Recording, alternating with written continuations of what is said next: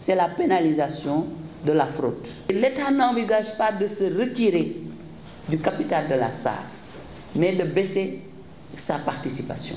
L'énergie est un secteur clé en net affermissement. Cependant, tout n'est pas au mieux et les populations espèrent que cette situation évoluera encore et de manière positive.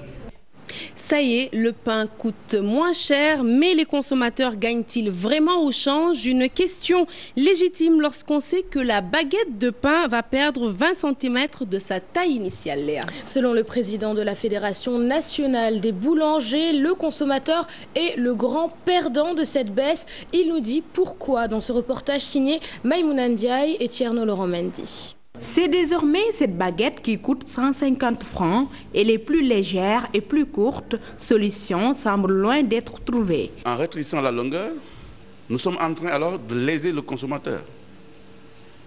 Un consommateur qui,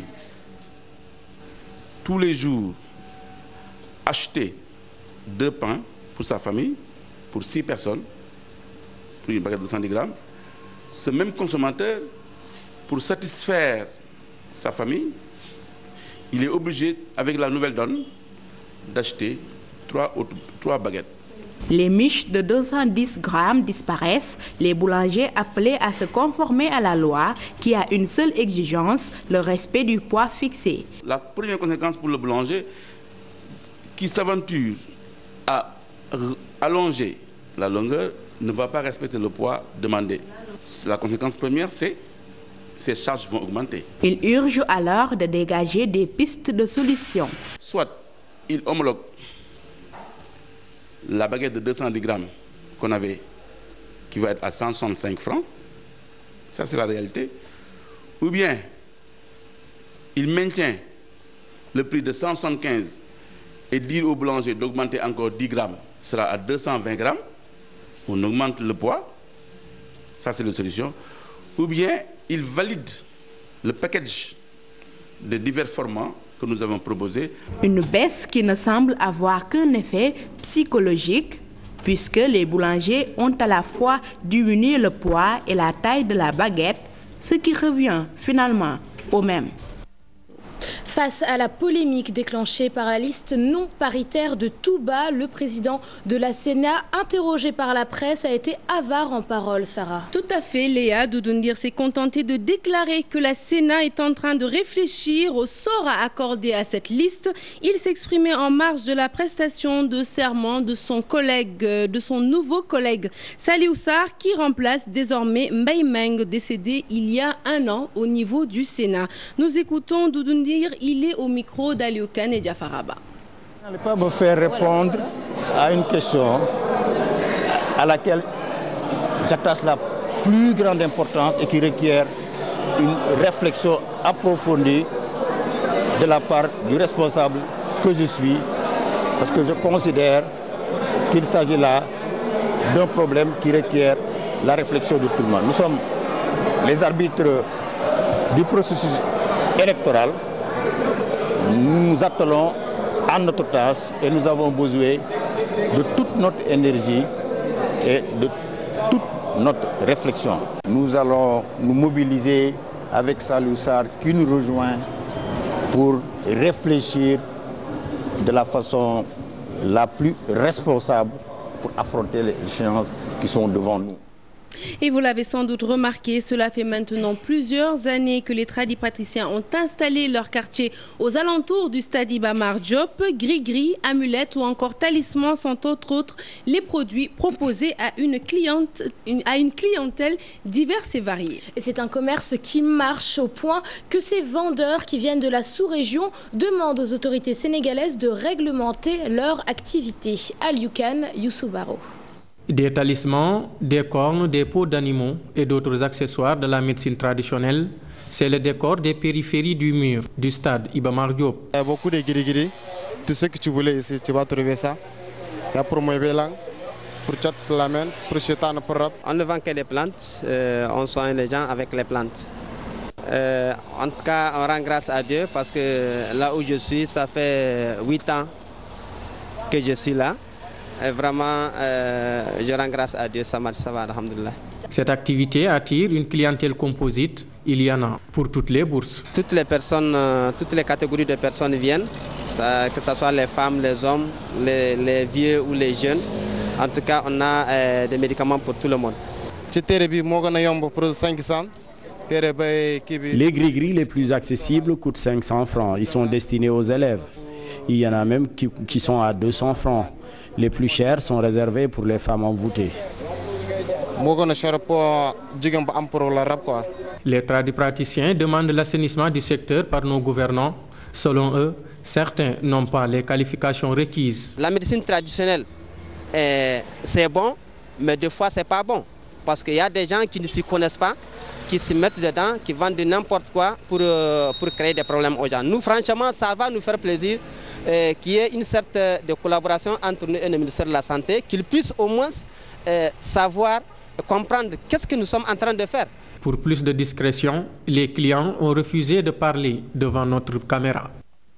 Et je vous le disais tantôt en début de journal, la gestion de l'éducation par l'État, c'est le focus du jour. Un focus qui s'impose après qu'Abdoulaye Wade a accusé Macky Sall d'avoir piétiné ses acquis dans le domaine éducatif et qui nous pousse dès lors à nous interroger mais aussi à comparer les méthodes sous les deux régimes. Une comparaison qui n'a pas sa raison d'être selon les acteurs de l'éducation. Pour ces derniers, la priorité est ailleurs. L'accès à l'école, l'amélioration de l'enseignement des sciences devraient être les défis de l'école sénégalaise. Aminata Mbaresso, Younous Diatta. 2013-2014, une année scolaire apaisée comparée aux années précédentes. De l'avis du secrétaire général du SAEMS-CUSEMS, ce calme relève de la volonté des syndicalistes. L'année dernière, il y a une certaine stabilisation de l'espace scolaire et universitaire, mais qui dépend plus de la volonté des acteurs et des syndicats d'enseignants que nous sommes que des efforts réalisés par le gouvernement du Sénégal en matière d'éducation. Des améliorations sont certes notées, mais des défis sont à relever. Il faut régler la question de l'accès à l'école. On a beaucoup avancé dans ce domaine, je crois, on est à peut-être 90% de taux de scolarisation. Il faut régler la question de la qualité de l'éducation. Il faut que cette qualité permette d'avoir un enseignement scientifique approprié, d'avoir des espaces scolaires pacifiés. Il faut qu'il y ait un leadership. Notre crainte s'amplifie surtout avec les orientations contenues dans l'acte 3 de la décentralisation en matière d'éducation, où nous constatons en réalité qu'il y a beaucoup de recul par rapport aux acquis du système éducatif. Selon Racine Senghor, ancien directeur de l'enseignement moyen secondaire général, l'atteinte de ces objectifs nécessite des solutions dans la durée en marge des querelles politiques. Il y a un programme pour la qualité, l'équité et la transparence, le paquet, qui également va durer une dizaine d'années, un peu plus, qui va se terminer en 2025. Syndicalistes comme enseignants espèrent qu'avec la tenue des assises nationales de l'éducation, nombreux problèmes de l'école sénégalaise vont être résolus. Et face à cette crise qui perdure dans le secteur de l'éducation, les étudiants de l'université Cheikh Anta Diop plus satisfaits de la méthode Wade. En effet, la majorité des étudiants interrogés ne semblent en effet pas très convaincus par la méthode de Macky. Reportage à l'université Cheikh Anta Diop signé Fatidien et Younous Diatta. En ce début d'après-midi, Abdoulaye Ndoye révise ses cours de droit. L'étudiant en Master 2 à la Faculté des sciences juridiques et politiques a une plaidoirie critique sur la question de l'éducation. Selon cet étudiant, pourtant boursier, l'enseignement connaît plus de difficultés sous le magistère du président Macky Sall. Le régime de Macky Sall est en train de sacrifier les étudiants. Même nous, on ne comprend pas trop les changements qui ont été opérés au niveau de l'université. Déjà, nous sommes ici au mois de juin. Nous autres étudiants au niveau du Master 1, nous n'avons pas encore perçu nos bourses. À l'UCAD, nombreux sont ceux qui soutiennent que le régime actuel doit redoubler d'efforts. Nous serons bien d'accord qu'on augmente les inscriptions, mais au moins que ça se reflète au niveau de notre cadre d'études. Aujourd'hui à l'université, nous avons des problèmes même d'avoir le Wi-Fi. Ce qui nous gêne en ce moment dans l'université, ce sont les policiers qui sont côte à côte avec les étudiants. Même si la plupart des étudiants rencontrés dressent un bilan assez satisfaisant du gouvernement d'Abdoulaye Wade sur la question de l'éducation, ils saluent le climat social apaisé qui prévaut en ce moment à l'université. Aujourd'hui, au niveau du campus social, il y a beaucoup plus d'ordre c'est beaucoup plus propre et tout. La violation des franchises universitaires, la suppression de certaines bourses d'études sont les principaux points de discorde entre les étudiants et le régime actuel. À cause de ces nouvelles réformes, les pensionnaires de l'Université de Dakar sont favorables au régime de l'ancien chef de l'État du Sénégal. La gestion de l'éducation par l'État, cette fois-ci, ce sont les citoyens qui se prononcent et les avis sont partagés, Léa. Et entre ceux qui donnent mention bien au pape du SOPI et d'autres favorables à la politique de Macky Sall dans le domaine de l'éducation, reportage Salimata Aoussek, Colossissé. L'éducation reste une priorité pour les gouvernants. Elle a connu beaucoup de perturbations ces années précédentes.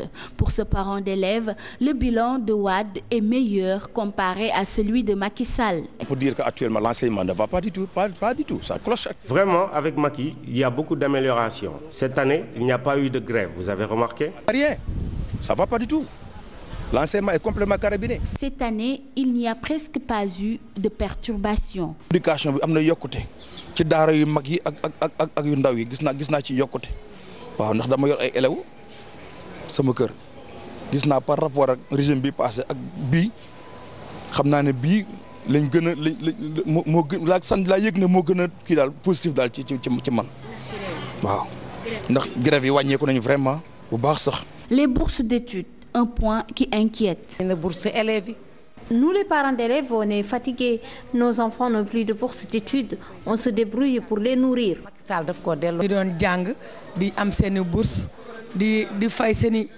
Vraiment, on n'en peut plus. Il a supprimé les bourses d'études. Nos enfants souffrent. C'est dur.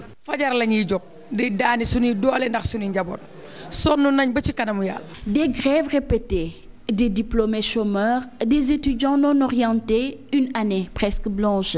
Bref, l'éducation a été très mouvementée ces dernières années au Sénégal, d'où la nécessité d'accélérer la tenue des assises nationales sur l'éducation.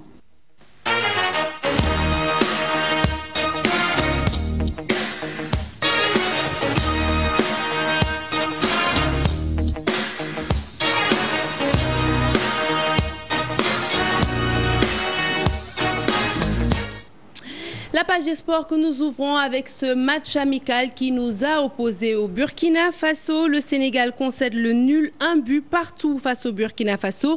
Pape Kouli Diop a ouvert le score à la 55e minute pour les Lions et les étalons ont égalisé à la 90e minute avec un but de Jonathan Pitripa.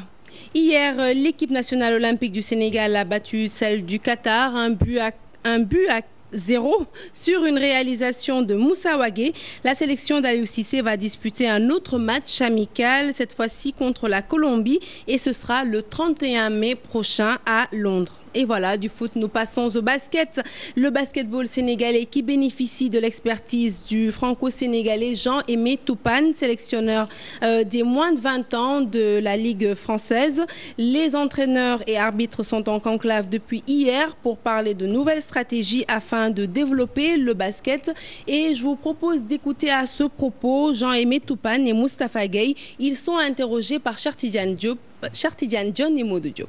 Aujourd'hui, les structures des équipes ou des clubs professionnels a complètement changé parce que l'environnement intervient beaucoup autour des joueurs et des équipes.